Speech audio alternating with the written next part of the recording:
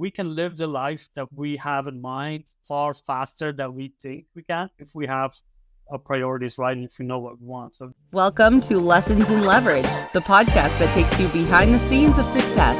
We'll help you unlock the secrets of leverage so you can amplify your impact in the world. Here's your host, Spencer Lowe. Welcome back to another episode of Lessons in Leverage, the podcast where we explore the skills, mindsets, and strategies that help us achieve more with less. Today, we're diving into the ancient wisdom of Stoicism with a modern twist as we welcome a special guest, Benny Voncken. Benny is the co-founder of Via Stoica, a platform dedicated to helping people discover their why and live more purposeful lives through coaching, workshops, and motivational speaking. He's also the co-host of the Via Stoica podcast, where he explores everyday challenges through a Stoic lens. After a decades-long career in education, Benny embarks on a life-changing journey, selling everything he owned and embracing a minimalist lifestyle to fully focus on his mission of sharing Stoicism with the world.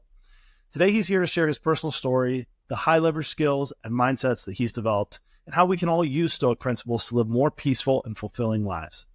Benny, for people unsure what we mean when we talk about Stoicism, can you start by sharing with the audience what Stoicism is and why they should consider caring about it? Yeah, and thanks for that wonderful introduction. That was really cool to listen to, and it's always nice to get your story fed back to you. So thank you for that, and thank you for having me on.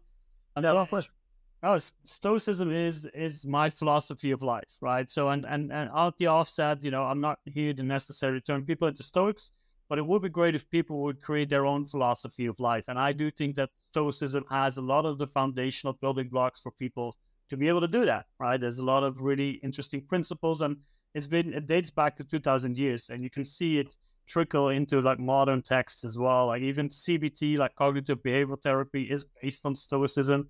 We could see other people reference it. So there's a lot of value in it. So even if you're not necessarily like, I want to be a Stoic, look into it because there's so many cool tools. So what is Stoicism? Again, Stoicism is a philosophy of life, but it's really founded in virtue and living in accordance with your nature. It's like kind of, you could compare it to more maybe the Western version of Buddhism, Taoism, something like that. It really tries to center you in the present, be mindful and aware of what you're doing, and use your rational side and your logical side to evaluate the situation and then use the right action, the virtuous action, as the Stoics would say, and they would break that virtue down into wisdom, justice, courage, and temperance, that makes it a little bit easier. And then to just, basically make the right decision with the end goal of living a calm and peaceful life. Because if you make the right decisions, then your consciousness is going to be fine. It's going to be relaxed. You don't have to worry about anything. And that's it. But you do that even when obstacles hit, even if you face difficulty. They say, you can live well even if you are dealing with difficult things. So that's kind of, there's a lot more to it. There's some really good practices like the dichotomy of control, where you say like what's under your control and what isn't. Amor fati, accept your fate. Memento mori, remember you will die. So there's a lot of different aspects there we can look into, but that's the crux of Stoicism. What a great overview. I appreciate that. I think sometimes people hear it and they might think, oh, Stoicism, well, I'm a Catholic or I'm a Muslim or I already have an identity. And so I don't need to learn about that. And one of the things that was interesting to me was as I started doing some reading and things on Stoicism, it was interesting that it really is just a life philosophy. It's very agnostic. It's not something you have to subscribe to dogmatically or religiously. It's more akin to learning psychology or learning, another philosophy that can help you in your life. And so I think that's an important thing for people to understand as we dive into this subject, that it's not some cult-like thing that you need to follow.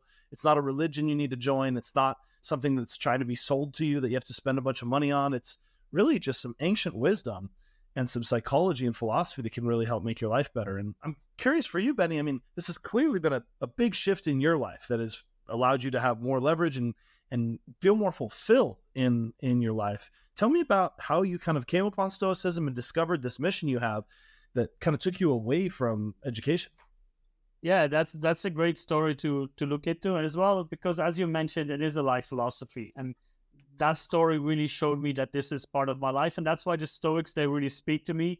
They speak my language of pragmatic way of looking at life, and that's why it might not be for everyone, but it is important to look at a life in a philosophical way to ask yourself this question. So for me, it started, I think 5 or 6 years ago when I really started it, when I had some obstacles, right? Whenever you ask people, oh, when did you start on your, Stoic or philosophical or self-improvement journey? They're never going to say like, oh, when I made a promotion, when I had all the good things happen to me, right? It's usually when we hit those darker moments in life. And that's also one of those lessons that these darker moments can actually give us, the jump up into better life. That's sometimes that we need. So I faced, my marriage started to end, we were heading down to a divorce.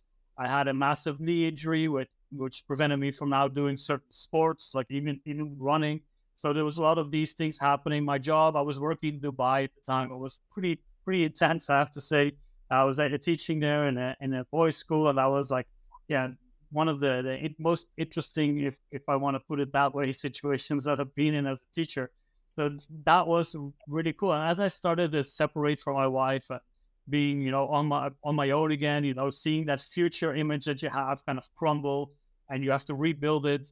A great friend of mine, he started to give me book titles, right? Because I wanted to read. I had a lot of time, so I started reading science fiction, but also science itself. And then we started talking about philosophy, and I read this book. I diagnosed myself with an existential crisis. I was like, I'm going through something here. I need some help. And that's when I started the reading about my book that really kicked it off was the Introduction into Existentialism, where you could read about Sartre, the existentialism, but also absurdism of Camus, the Epicureans, and also the Stoics. And when I read those, like they came back, like every chapter was like, wait a minute, this sounds familiar. This sounds like me. And that's where I knew it. That's where I felt like I need to know more about these guys. I need to know more about what they said and how they looked at life. So that's when it went, that's when I went down the rabbit hole, if you will. I just dove right into it. I started reading everything. And not just that, I started seeing examples of where I could apply it to life real quickly, actually, real drastically, and real at work, and it gave me, as you will, that leverage at work to really make myself more calm, pull myself out of toxic and frustrating situations, and just give me a more calm experience at work where I could really thrive. I actually got a promotion later on, so I moved out of the classroom and into different parts of education. So that was once I really started to see the practical application of this philosophy into my life. That's when I knew it. This is it. And that's when I started to write about it on my previous blog, which was the Stoic Padawan. I'm not sure if you're familiar with Star Wars, but I love that reference. And we did the spaces on X. That's what I started to do as well. And that's where I met Bryce and Brendan, the guys I'm building Via Stoica with. And we did, and that all led to the podcast and all that stuff. But that's also when I felt like this is my mission, not just for me to learn about Stoicism and grow as an individual, but it's also my duty to share it with others, to show people you can live better. It just takes work. It's effort. It's not easy, but you can then leverage that to make it go to a better life. And remind me after the show, I've got something I want to show you if you're a Star Wars fan. So if I forget, once we're done, I want to show you something. But that being said, as you were looking at applying these things, you mentioned how easy it is to apply and how it started to make a difference in your life because you started taking action on it. And I know one of the things for you was that it started to actually shape how you saw obstacles, that some of your narrative around challenges and obstacles shifted. That resonated as I was reading that about your story. It resonated with me because my first more in-depth introduction to Stoicism was actually a book by Ryan Holiday called The Obstacle is the Way. And I read that book, and that's one of the predominant themes, as you can tell by the title, is talking about the value of obstacles and challenges and really reshaping and realigning how we see those. So I'd love to hear kind of what that application like was for you. What was the change in how you saw obstacles, and then what did that start to create in your life? Yeah, and then now I'm already curious about the Star Wars thing because I really love that stuff. I will definitely get to that. But no, it's and this application isn't easy, right? And that's an obstacle in itself. Like, because it isn't easy, and this is the thing that we've been sold online and on social media is like, oh, you want to get success, it's easy, just do these steps, right? But that's not really what life is about. Life should be difficult. Even Seneca says, you are unfortunate if you've never been unfortunate. You have never had the opportunity to show yourself and the world what you're capable of. And quotes like that really showed me, is like, yes, these obstacles, the ones that I label as obstacles, right? Because for someone else, they might not be an obstacle at all, right? Someone could go through like a physical injury and say, wow, this really freed me up. This is kind of made a decision for me that I didn't have the courage for. So being in something would be the obstacle. But obstacles really become a learning ground. And once you start to change that perspective on what you go through in life, when you say, like, I'm not even sure whether this is good or bad. Like, I've had many, and maybe you have it as well. Like, I've had many, maybe not getting a certain job, maybe not meeting a certain person, or not having something aligned as you wanted to. And you would label that as bad. Well, later on, you would say, oh, wow, I'm actually happy that didn't happen, because look at where I'm right now. So we should really be careful with the labeling of saying something is an obstacle or something is bad. We should just use it as, like, this is happening right now. And that's what the Stoics talk about, being in the present, right? They say, just look at what's happening right now and see how you can deal with it the best way you can. So for me, like, those first obstacles, for example, with my, my marriage going, downhill, and, going eventually to a divorce, I had to rebuild myself. But it also, as difficult as it was, let me just put that clearly, it was a very difficult time. And I had my rough moments, but I also had my moments where I felt and I knew that this is the time to reset myself. This is a new start. And I used that, right? I set a couple of rules for myself, like no alcohol. I've been sober for about 4.5 years, 4 years, so 5 years. I said, okay, let's go to the gym. I don't need to be like buff, but I just want to be physically in shape so I can do something, right? Eat well, take care of myself, read, not just physically take care of myself, but also mentally take care of myself. So for me, that was really, and as I started to get through that, with still dealing with the difficult parts, I felt like I was starting afresh, right? It's like, wow, I've got this really new, cool future ahead of me. And that's what, we kind of want to create. We want to create this path that we see, right? That we have something to work towards. So that was one of the moments that I saw, like, these obstacles are actually really good for us. And once you see that, you can use that in everything. You can see that in work, in your relationships, in your private lives, in your all these obstacles. You can look at them and see, this is actually what I've been training for. If you use these, the technology, these techniques a lot, you can say, this is what I've been training for, and let me see if I actually meet the task that I've got to meet. Yeah, I've seen a lot of unhappiness in my own life and in the lives of others when we think that we can get something without paying the price to get it. We want it for free. We want it faster. We want it easier. I want to be ripped, but I don't want to actually work out and have to put in the effort and control what I eat and do nutrition right and make sure my hormone levels are right and everything that could go into it. I don't have to do all that. I just want the easy thing. So I remember someone that I knew back in the day went and got liposuction. They're like, man, I'm going to get rid of all my fat. And they did. And for a few months, they looked great. And so they found this way to cut out all the work associated with losing that weight. And as the weight started to come back on a little bit, even just a little bit, I could see that there was almost like scar tissue where the liposuction had come out. So instead of being flat as their weight gained, it was kind of ripply a little bit. And I was like, oh man, like now you have to either get liposuction every time to keep it gone, or if you put on even a little bit of weight, you look worse.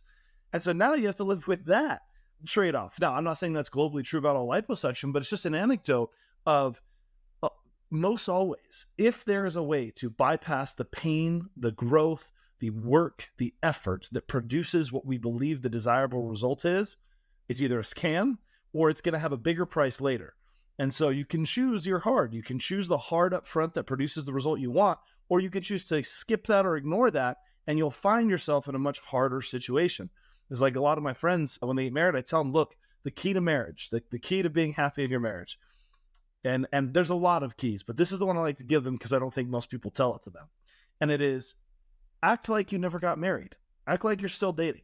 Because here's one of the ironies, is if you pretend that you don't have to do all the things that you did to be your best self to find someone and get in a relationship, then you might find yourself no longer in a relationship. And how bad would it be to be no longer in a relationship and overweight and not proud of yourself and not feeling good about yourself?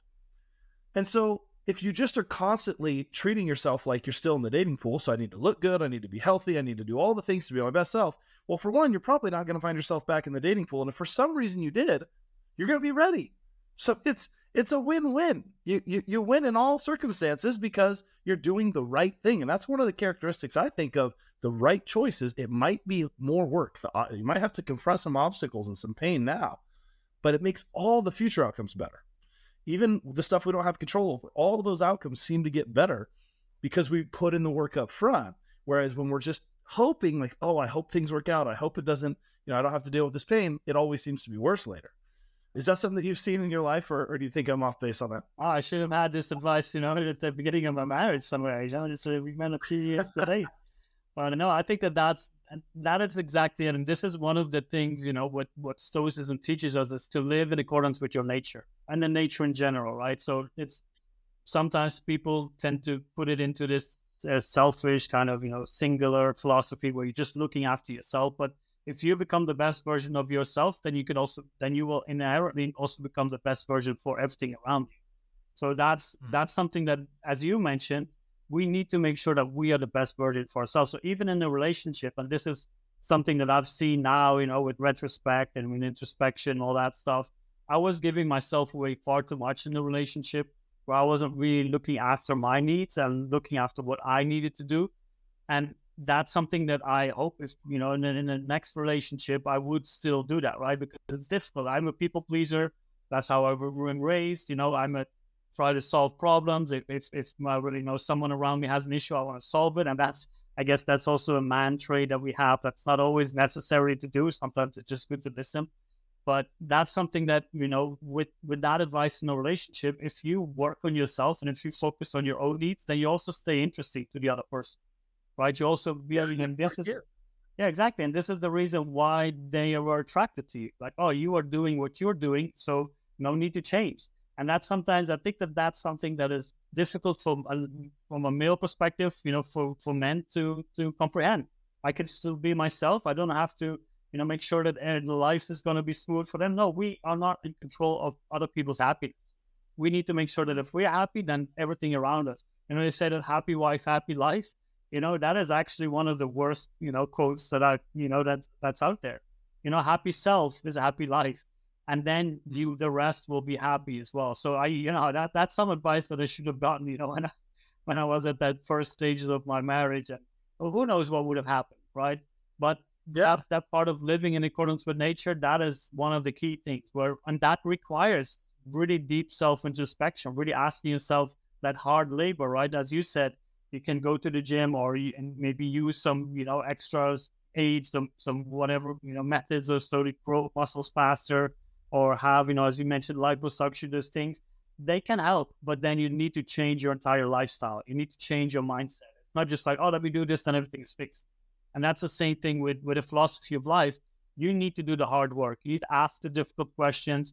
And maybe you need support with that, right? There's so many people out there that help you, friends, family, maybe professionals, like therapists or coaches or whatever. But you need to do the hard work. Otherwise, this change is not going to last. And, that's why your examples were lovely to hear, because that's exactly what it is. Shortcuts, easy ways out, they're probably a scam. If it's too good to be true, then it's probably not true. So I like that.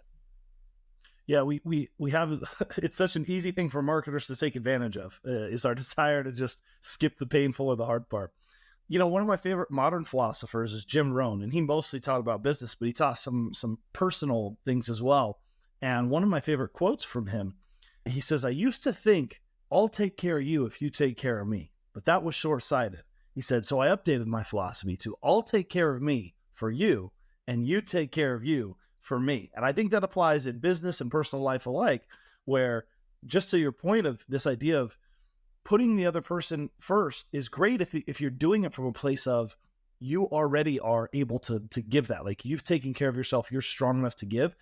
If you give at your own expense, so you're dying and they're succeeding on that, it's not sustainable, and now it can deteriorate and fall apart. And so it is truly, you mentioned this at the start of what you said there, but it's truly the altruistic thing to do is to first take care of yourself, not at others' expense, but so that you can contribute more, you can give more. The person who is healthy and strong and in a good mood and happy and knows themselves and is living a strong, virtuous life can give so much more without harming themselves than the person who's giving and just deteriorating. And so that foundation is the foundation of really all leverage in life. If I want to build a company and I want labor leverage, if I start trying to have other people do things, I have no idea how to do it. It's going to get out of control really fast. I'm not going to be able to wield the leverage. if I have a good mastery myself, then I can coach them and mentor them and help build them up. Well, now I can actually put them in a position to succeed.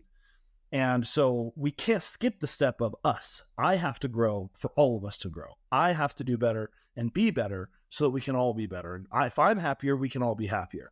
And so I love that point. I think it's something that gets often overlooked. Now, one of the ways that you teach people on how to do this is, this idea of taking a pause, that not immediately reacting. We have a lot of emotion and in the moment, sometimes we can react a little too quickly. Tell me about what this is, this importance of pausing. Yeah, no, and when we talk about leverage, for me, taking that pause really has a leverage on everything else that's going to happen afterwards, right? Because and this is kind of to break it down a little bit, how we work, at least from a Stoic point of view. We have something happens, right? And we have an impulsive reaction to it. We might have fear, anger, grief, or, sadness, happiness, joy, love, all of these things. That's our natural emotional impulse, right? That's something that happens. Some of it has been given, we've had it for millennia or thousands of years or whatever, millions of years. And that is that instinctive reaction. If we act out of that, let's say if we act out of anger, I don't know about you, but how many times have you done something in anger and then look back, there's like, I shouldn't have done that. Maybe break something or get in a fight or whatever. So anger is an emotion, but it tells us something about what's happening. It tells us a lot about ourselves, what we value, right? If you get angry at something being broken, that means like, I value that thing a lot. That's why I got angry. But then that pause comes where and it can be as simple as just taking a deep breath. Sometimes when you get angry, sometimes you need to just walk for an hour or maybe two, or drive or whatever. But that's something that's very individualistic, what you need to do. That's something that you need to find out. One of those great explorations of life in yourself. That's what I always say. Like, this is a wonderful journey that you're on. But then that pause is really where you just take a step back, right? It's that cognitive distancing. You remove yourself from what is happening, from that trigger, and you become the observer. And that's where you really apply that leverage of your own skills, your rational mind, that logical brain that you have, and assess the situation for what it is, and then say, okay, this is what it is, and this is the best decision. This is the best course of action that I need to take to make use of the situation, to make sure that I am my best, as we were talking about earlier, for everything around me. And sometimes that means that, making a decision that isn't the best for you personally, but is the best for people as a whole, right? So that's where that pause really comes to mind, where you just take a step back, that you apply that cognitive distancing and you look at what's happening. And that leverage can be applied in work, again, in all facets of life and what everything is happening. And the great thing about it, and this always reminds me of that book by Daniel Kahneman, Thinking Fast and Slow, where you have this type 1 brain and type 2 brain, where type 1 is this instinctive, you have all these pre-programmed reactions, things to do. And type 2 is this brain where you need to think about, where you apply this reason and logic. But the great thing is that the more you practice it, the more type 2 brain, starts to go over to type 1. So the more you practice the pause, the shorter you need. So maybe first you need to go for a walk for an hour. And maybe after practicing it for a few months, a simple breath will be enough. For me, like most of the times, if I just take a deep breath, I'm fine. And so, okay, let me look at what's going on, and I'll be good. Or maybe I don't have to do anything about this. Maybe I just need to focus on something else. So that's why the pause we call our newsletter as well, the pause, where just this monthly kind of moment of like, okay, let's do some reflection, maybe some meditation, whatever you need, take it, do it. But I think it's a really important tool that we have, overlooked. Yeah, absolutely. And I think, so much of what we experience, it's like you said, it starts with that impulsive response, the emotions, all that. But over time, you don't have to feel those same emotions, at least not consistently. And so as you practice, then you can change the meaning of things such that it doesn't even feel initially that is such a strong emotion. And that's something that I think it's important for people to know, because up front, it can feel overwhelming of just, okay, well, I took a pause, but it's still really hard. Okay, that's fine. But it won't be as hard if you keep practicing and keep practicing. And if it's an hour, I have to stop every time I feel this emotional impulse. Well, that's a huge break. But if you know that it won't stay that long, then maybe you're willing to push through and get to where it becomes more second nature. And this shows up, one of the ways I see this with my employees and a lot of high performers I work with is their feeling of and their perception around work-life balance and stress starts to really become a narrative that takes them down a negative thought process, starts to be a really destructive thing in their life, stress and pressure and these feelings of what they have to do, what they must do, and then how that feels and how stress and anxiety inducing that is. And then I help coach my staff on how they can make changes over time so that they don't actually have to feel that way. And in fact, we often come to the wrong conclusion, and then we create stories that make it worse. I see this all the time with people who are like, well, I'm so stressed because I'm working too much. I say, okay, well, maybe that might be it. But let's think about the time that you enjoyed work the most. And when we think about that time, one of the things that almost always is true is they were working really long hours during that. So during the time where I enjoyed my work the most, I was also working more than normal. So maybe this idea of balance I have where it's like how many hours I work is maybe not the right metric. And maybe it's more the meaning behind what I'm doing, what I'm focused on, how I'm feeling about it, and what I'm telling myself and looking at. That all starts to make me feel very differently. I can have really exciting work for 15 hours in a day and feel like I'm so invigorated to be able to pursue my passion or move closer towards this big goal I have. Or I can work for 7 hours and feel like I'm dead and I'm drained and this was horrible and I feel exhausted and stressed and tired or depressed. So how do you approach this? Because I know for you, Stoicism informs a little bit of how we might think about stress and pressure. How do you think about that? Yeah, this is something that we all deal with, right? With the stress and the pressure that we have. And for me, there's two ways that kind of come up from a Stoic point of view. That's first of all, that dichotomy of control, knowing what you can and can't control. And there's the Stoics have a clear delineation, the things you can control, your thoughts, your judgments, and your actions, right? Those are the things that everything that's you inside of you. And the rest of it, even your body, you can't control. You can try to keep it as healthy as possible. You can still fall ill or get injured or whatever. And also the aspects around your work, right? If you're in your life, whatever happens there, we just have to accept fate. That's one of the things. So sometimes we just have to accept the situation for what it is and then deal with it the best way we can. And that's something that would be that second part that I would look into, is that, focusing on the action that you have to do right now. And sometimes when people feel stuck in a job, they start to look at the actions that they have to do as really difficult, or they just kind of do it, halfway, or not even really trying to do their best. And then everything becomes more difficult because you don't do this well, it's going to trickle down. But if you say, okay, I don't really like my job, but let me at least do my best. Let me just do the best that I have to do. And by using that, that as a leverage for everything else, you can use that to do everything else better. I mean, everything will be smoother. Like I used to work in restaurants, in kitchens. And sometimes you're just like, oh, you've been working there for 12 hours a day. You have to clean. It's like, let me just put this here and then you just do it, just easy way out. And then you realize like, oh, I should have done it right because now I have to do it again. And then you really start to get annoyed. And that's the thing. Like, and now it's one of those things, okay, I know I'm tired. I know I really don't want to do this, but let me just do it right. And then you all feel a certain sense of accomplishment and purpose as well with what you've done. Okay, I don't really like it, but at least I've done the best that I had to do. I had to complete this task. And I still feel this kind of sense of pride because I put my effort in it. And then you can still look for, as you said, you can still evaluate other ways with what you want to do in life.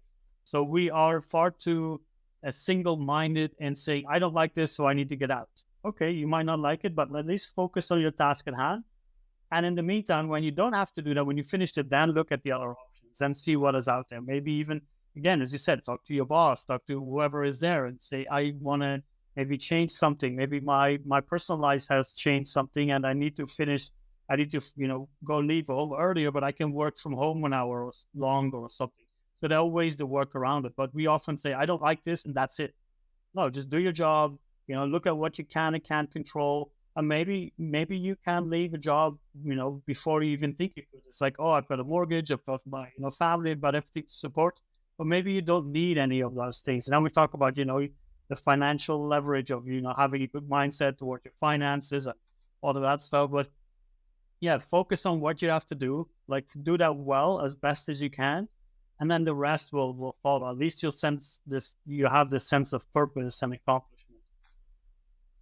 Yeah, I think this is an area we all get tripped up as humans so much, where the good feelings and the rewards and the satisfaction, the fulfillment, the joy often come after the pain. I mean, more or less always come after the pain.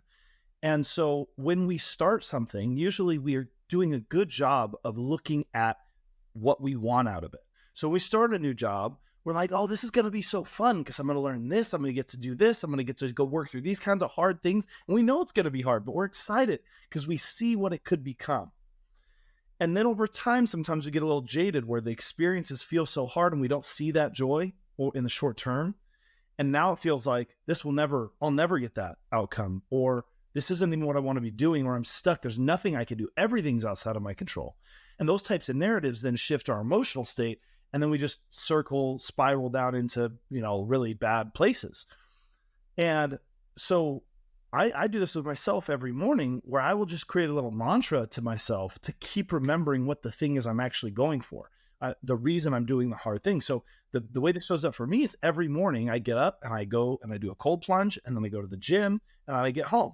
And I don't particularly wake up and want to go do a cold plunge in the sauna. They're both somewhat uncomfortable. And then after that, I'm going to work out, which is uncomfortable, but I do want to feel great. And I do want to have my body be healthy and get the health outcomes from this. And so when I wake up, I used to struggle with like getting out of bed or not. And I've tried a lot of things. I've tried, immediately get out of bed and do 10 push-ups. It works because it kind of breaks the pattern. There's a lot of different things that have worked, but they didn't last. The thing that's lasted for me is now when I wake up, no matter how tired I am, instead of thinking about, do I want to get up or not? Do I want to go cold plunge or not? Do I want to work out or not? As if there's a choice to make there. Before I ever make any choice, I just say to myself, get up, cold plunge, work out, feel great. Get up, cold plunge, work out, feel great. And the reason I do it in that order is because I'm not making a decision on whether or not I want a cold plunge. I'm not making a decision on whether or not I want to work out. I'm making a decision on, do I want to feel great? And so what that does is it makes it an easy decision, because the thing I'm struggling with when I wake up is I don't feel great and I don't want to get out of bed. And so my brain tries to trick me into thinking laying in bed is going to make me feel great. But I already know from experience that if I sleep in, I'm going to look back and go, oh, I failed. I don't feel good about that. I don't feel proud of that choice. Or I don't even feel that good physically because I got more sleep. But sometimes sleeping in makes me feel more groggy. So I'm like, I just want to feel great. So what are the steps to feel great? Get up, cold plunge, work out, feel great. And I repeat that to myself. And it's when I first started, I'd sometimes have to repeat that 20 times before I all of a sudden was like, all right, I'm getting out of bed. And I go do it. Now I say it 1 or 2 times and my brain just clicks and it's like, I can't wait to feel great. I love how I feel when I'm done with all the stuff I got to go do. I don't like doing the stuff. I don't like going to the cold plunge. I don't like getting out of bed early. I don't like working out. But I do love feeling great. And I know from so many days now of doing it that I'm going to feel better than anything else I could do if I just go do those things. And so tying those all together as steps in a process with a clear focus on the outcome of I want to feel great made it so much easier for me. So that's one other tactic people could consider, but it's comes back to the same thing you taught there, which is the meaning that you have around it, and that meaning really changing how we feel about it. And so I love that as a tactic, and certainly one I've seen myself. I know we're getting close to the end of our time here, so I want to give you a chance to share a little bit about minimalism. I know that for you, when you made this shift, you also adopted a minimalist lifestyle. So maybe you can tell us a little bit about what does that have to do with Stoicism, minimalism, like how do those relate to each other, and what specifically did it change for you? And then we'll close out with kind of how people can get in touch with you. Yeah, and minimalism isn't necessarily, well, it has some Stoic tendencies. It has some Stoic ideas. And this is one of the misconceptions as people look into Stoicism, just scratching the surface and say, oh, now I can't have nice things anymore. That's actually the difference where Stoicism and the Cynics, because the founder of Stoicism, Zeno, started with the Cynics, and they said virtue is the only good. That's everything you need. Just be morally highest standard and you're going to live well. And Zeno said, well, I prefer to be to have wealth than be poor, or to be healthy than be ill. So I have my preferences, right? So it's not necessarily that if you become a Stoic or live a Stoic lifestyle that you can't have any externals, but you need to know why. You need to know what influence they have on you. And that's where it kind of ties into minimalism, where you look at the things that you have around you and ask yourself, do I really need this? Is this having a positive impact on me, or is it distracting from who I want to be? For example, you can have a really fancy car in your driveway, but if you're constantly thinking about, is it going to get stolen, or if it gets scratched, your world crumbles, then that object has too much of a power over you. So when you think about minimalism, you really tone down everything to the bare minimum that you really need. And the interesting thing is, when we look around now, we have this distorted idea of the things that we really need. Like if you go on a holiday, you go somewhere else, the first question most people ask is like, what's the Wi-Fi code? Not even, is there water? Can I have food? Shelter, all of these things. But is there Wi-Fi? Because without Wi-Fi, then, that's one of those first principles of life that we need now, right? So with minimalism, you can really leverage your own skills, your own assets in life. You can focus on what is important. And again, you don't have to get rid of everything, but really looking at what the things that you have around, what they mean to you in life. And you become more aware and mindful of those things. Like, I do need my stuff. I have a laptop, my phone, I have like my audio set up, because this is something that I want to do. And if I do that, then I want to have good equipment. Then I want to have the best equipment if I can. But other stuff, like I said, when I left Dubai, I sold everything else. Like, I left with like 2 suitcases. I had a lot of books that I started reading there, but I put them in a box to give them away, to see like, okay, if I can't bring them with me, then I'm going to give them away, and I'm fine with that. Although I had an emotional attachment to them because I really liked them. And I could, at the end of the day, I did have enough space in my luggage to bring them, because I didn't give away everything else. So that was really nice. But it was not more than that. It wasn't something that I really tied myself towards or my happiness towards. So when people look at minimalism, it's like, oh, now I've got to throw away everything. No, just look at the things. It's becoming more aware of the things that you actually own. And then maybe if you have something that you don't use for 2 months, maybe someone else can use it far better. Maybe someone actually needs it instead of you. So then you can start giving back. You can start sharing it. You can start giving it away for free and helping other people. So that's, it's also that giving back to the community. I love that. We've adopted some principles like that in our house, and some of the ones that were really helpful for me. One is that we just made a commitment that everyone in our family every Saturday would donate 10 things or throw away, depending on if it had value or not. And it's amazing. We've been doing this now for months. We're still finding 10 things a piece every week. And what it starts to do is you realize, if I have 10 things that I can donate or give away or throw away, when I go to purchase something, I'm like, is this just going to end up in the donation pile in a month or in 2 months or 2 days or how? And if so, maybe I just don't purchase it. Like, maybe I'm just happy to not get it. And so instead of just Amazon a bunch of stuff, it's like, okay, that's slowing down. So getting more in touch with whether or not you need something. And plus, then the house feels less cluttered. My life feels less cluttered. It's just so nice to have less stuff when it's stuff that I didn't need in the first place or that I just don't need anymore. And to feel like you can make an impact and donate and give and help people. And so that's one tactic that certainly has helped me a lot. And the second thing is just a quote that I thought was a really good evaluation that was in line with what you taught there.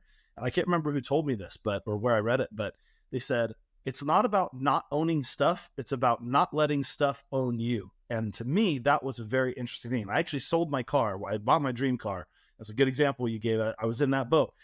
Because one day my kids went out and they were driving past with their scooters. I just about lost my mind at them, because I'm like, if you touch that car, if you edge of your scooter and scratch it, I'm going to be livid.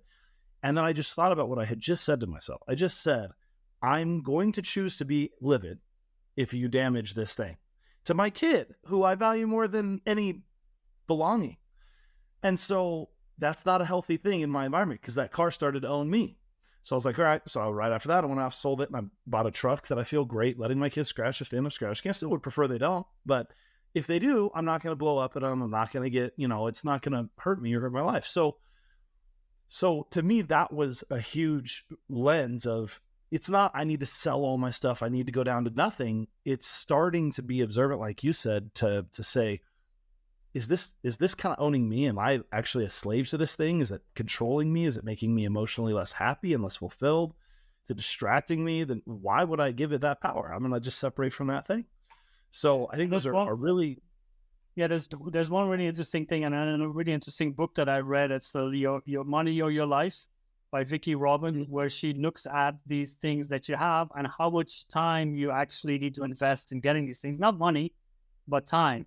Like, even getting ready for work, going to work. And once you do the minimalistic lifestyle, you realize that you can live more free than you think, right? You might not need to get that promotion. You can stay where you are and then spend the time with your family, right? Instead of working extra hours, you can choose your priorities and your values. You could set them straight. As you said, am I putting this car before my kids? That's like what's happening here. So then you can really set that value right and your priorities right. And you can see that we can live the life that we have in mind far faster than we think we can if we have our priorities right and if we know what we want. So that book really changed a lot for me as well as in a minimalistic lifestyle. Like, what is my enough? I think that's a concept that we need to understand more, money-wise, possession-wise, but also what time do I put in? Because time is our most precious asset, the most precious commodity. We don't know how much of it we have, and every minute that we spend, we're never going to get back. So we need to be far more, guard that a little bit more than we can. It's so easy to give up. I can't remember who said this, but they said you give up the thing you want to get the thing that gets that, right? It's this, give up my time with my family so that I can make money so I can have time with my family. And it's like, you started with time with your family. Yeah. What?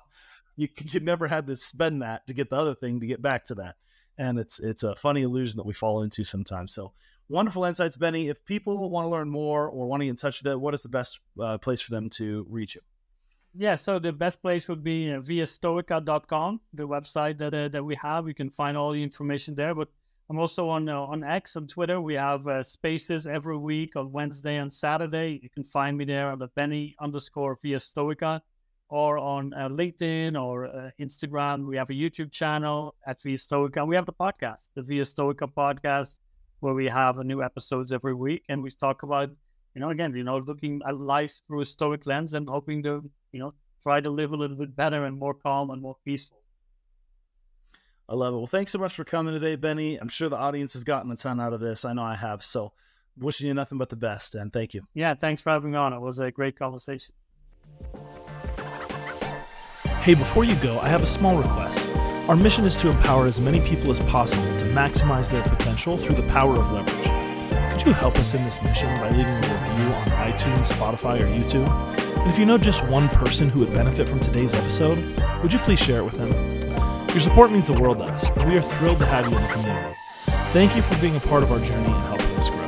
You can find show notes for today's show and past shows at lessonsinleverage.com, which also has links to connect with me personally and connect with our various podcast channels across your favorite social networks.